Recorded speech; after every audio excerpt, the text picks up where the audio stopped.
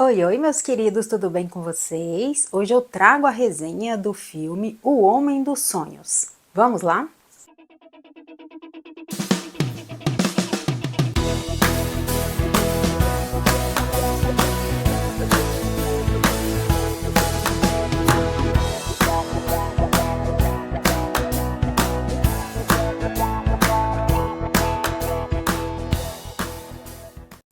Também conhecido como Dream Scenario, esse novo longa é protagonizado pelo Nicolas Cage. Paul Matthews é o famoso Zé Ninguém. Ele é um professor que as suas aulas apenas dá sono nos alunos, é tedioso e ele não desperta a atenção de ninguém. E ele, pelo que a gente entende, ele é aquele cara que parece que é bem chato, inclusive seus amigos de faculdade fazem reuniões direto e ele nunca é convidado. Eis que um dia algumas pessoas viram para ele e falam que estão sonhando com ele, inclusive a sua filha, que ele está aparecendo no sonho de várias pessoas. Um dia, na saída do cinema, ele encontra uma ex-namorada que fala para ele que está sonhando com ele e que ela queria marcar um encontro com ele para eles conversarem melhor. Ele todo vaidoso, achando que, vai rolar alguma coisa, acontece que ela tem um blog num canal e ela quer fazer uma reportagem sobre esses sonhos e pede autorização para ele. Ele aceita. Por conta desse artigo que ela publica, a vida dele vira de ponta cabeça e ele acaba virando uma celebridade. Bom, aqui no filme a gente vê um pouco sobre a questão da era que a gente está vivendo, que é a era do cancelamento. Então a gente vê celebridades, pessoas influencers que estão em ascensão, que estão ali no alto, no ápice, e de repente, por conta de um problema, elas acabam caindo, sendo denegridas, sendo canceladas nas redes sociais. E ele traz bastante isso aqui, e também muito simbolismo, principalmente da psicanálise, por essa questão do sonho, do imaginário, e fazendo essa sátira à indústria digital. No início do filme, ele é muito interessante, porque ele traz essa ideia e o que acontece? No início, o Paul aparece no sonho das pessoas como uma figura neutra. Ele não faz nada, ele simplesmente aparece. Inclusive, em alguns sonhos, as pessoas estão correndo risco de vida e ele simplesmente não faz nada. E isso é engraçado no início e tudo, e de repente ele começa a agir nos sonhos. Ele começa a ser mais presente, começa a ter atitudes mais diferentes, e com isso ele vai despertando interesse nas pessoas e virando super famoso. Eis que de repente ele começa a virar um serial killer nos seus sonhos. Então ele começa a matar as pessoas do nada e as pessoas começam a ter medo dele.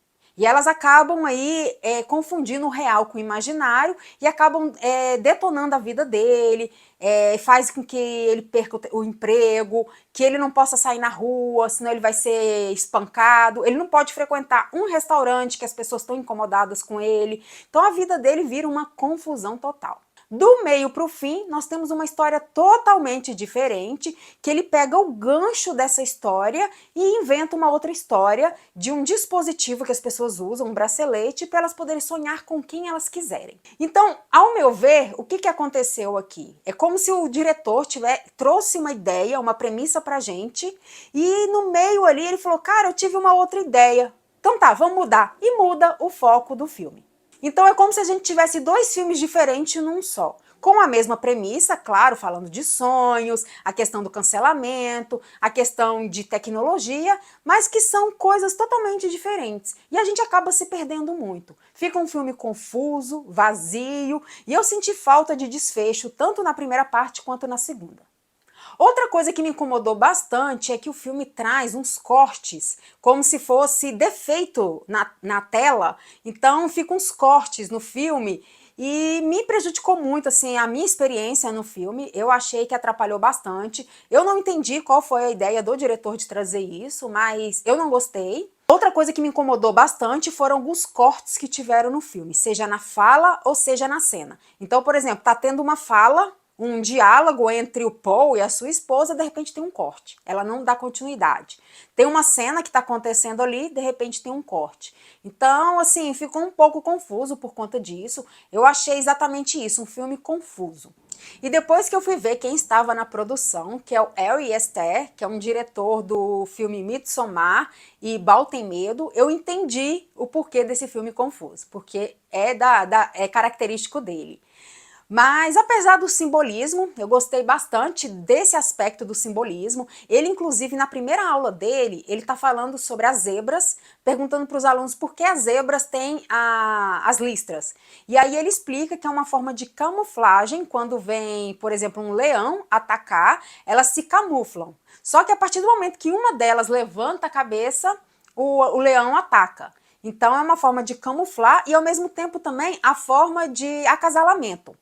E aí é interessante porque a gente faz alusão ao filme, que tem um momento que ele está camuflado e de repente quando ele levanta a cabeça, ele é jogado pedra em cima dele, como se ele fosse a vítima de tudo isso.